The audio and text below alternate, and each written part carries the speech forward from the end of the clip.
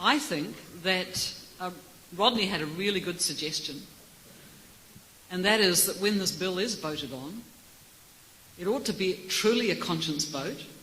There should be no whips.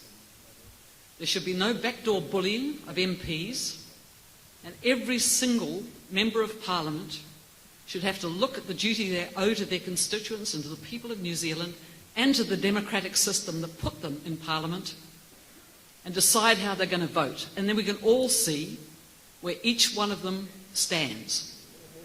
And if that doesn't happen, then we are not a democratic country.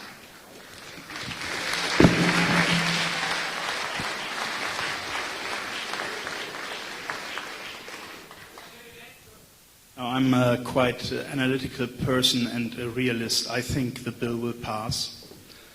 And I think in November 2014 will come the time to turn that around.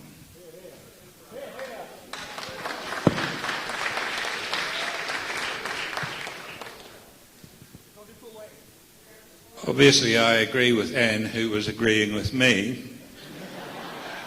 But the Speaker from the floor made a related excellent suggestion, which is that we, each of us, should contact our own local MP and make very plain that we want him or her to exercise an independent discretion and an informed one, because no one is informed, as I argued, and vote in accordance with the wishes of the electorate rather than the whip of their party. Well, the bad news is that the Intelligence and Security Committee reported back today, and they made some alterations to the bill, and those alterations have done very, very little. So we're not going to get anywhere by that approach. The only approach is by political power, and that is by showing the government that we won't put up with this. So you're going to have to get along to that march on Saturday. You're going to have to persuade your friends and your workers to go, and we have to show the government that we don't want it. And to those of you who are too depressed about it, it can be done. It was the last law the MPAA tried to get passed in New Zealand was the copyright bill, and if you remember, that was stopped at the final hour. So get out there and protest. It might work.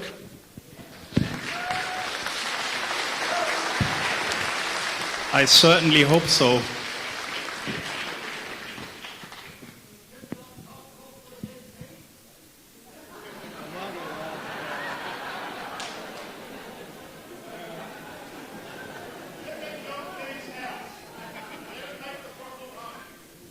I'm going to ask Mr. Martin Bradbury to come forward and explain what the action will be on Saturday next.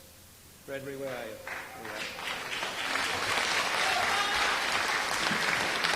Jane, he's going to do the collection bit.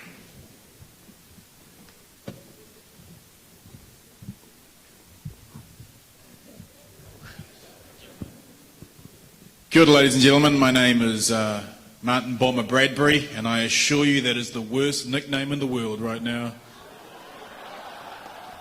A very warm welcome to the GCSB, who we know are listening.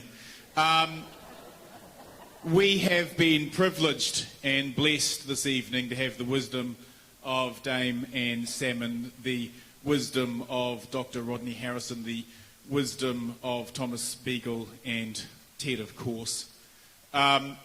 We need these lights right now in this darkness to be able to step up. It's taken someone like Kim.com, a recent migrant to New Zealand, to actually remind us what it is to be New Zealanders. We need to step up, and that stepping up happens Saturday.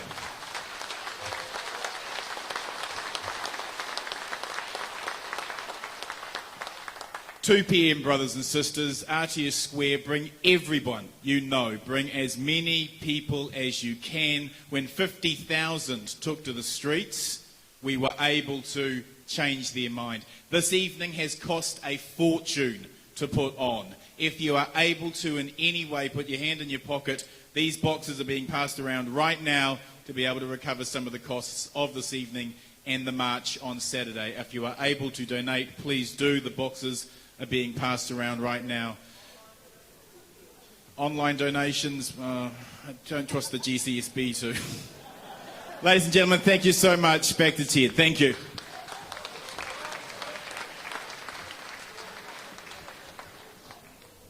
I'll talk for a while in order to give the boxers a chance to get round the room. Very recently, you might recollect, or not perhaps quite so recently, Russell Norman, the co-leader of the Green Party, likened Mr Key to Rob Muldoon, and he was rather ridiculed for that. Perhaps it was the way he put it. It might have been said that the conduct that has been undertaken by the Prime Minister is very similar to the kind of conduct that was undertaken by Rob Muldoon. But perhaps Mr Norman doesn't have the sophisticated thinking of a lawyer, a judge, a retired judge, or Mr .com. Now, I would like to just tell a story while the boxes go around.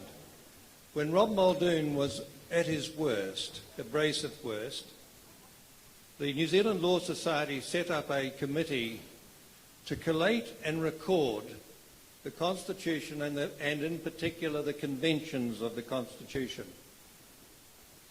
I was asked to chair that committee, but before we met I received a note from the Law Society saying that it would no longer be required. What happened?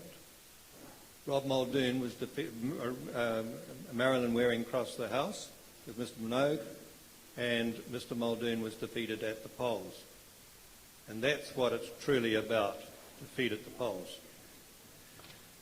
Now, I think that perhaps I can at least suggest to the New Zealand Society that it might like to resurrect that committee and to collate and record those conventions of the Constitution which are so important to us all. And Rodney Harrison may not know it at the moment, but I'm going to suggest that he chair the committee.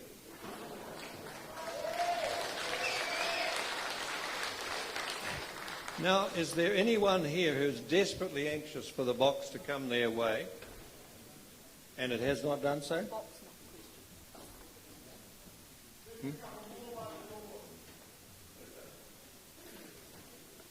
Yep.